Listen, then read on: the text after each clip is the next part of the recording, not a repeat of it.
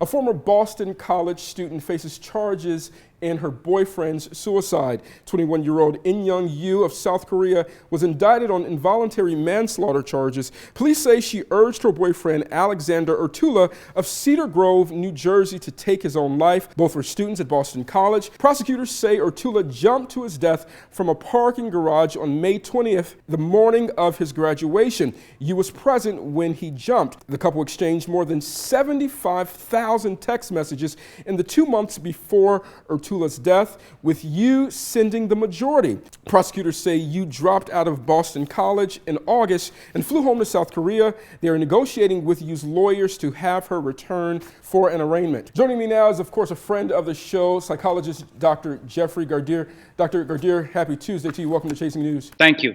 Really troubling incident here. Reports are over their 18-month relationship. Apparently the girlfriend was abusive physically, psychologically, and mentally. When you hear about the report of the text messages, what do you think about that? Well, when we look at the totality of the whole thing, over 47,000 messages overall, we think maybe a couple of hundred messages telling him or urging him to kill himself.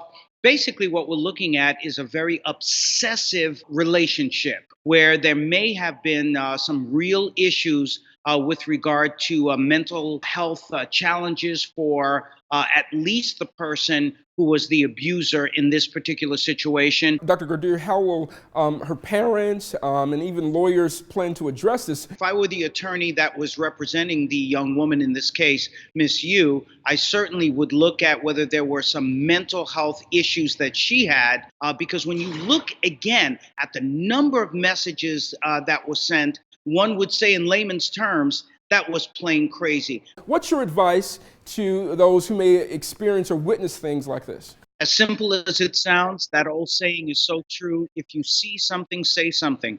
And what we know about abuse is that it is an equal opportunity provider, and therefore we should not minimize in any way anyone in any kind of abusive situations. We definitely want to make sure folks know that there are resources available. The number to the National Suicide Prevention Hotline is on your screen right now. It's 1-800-273-8255. Thanks so much, Dr. Gardier. Always a pleasure.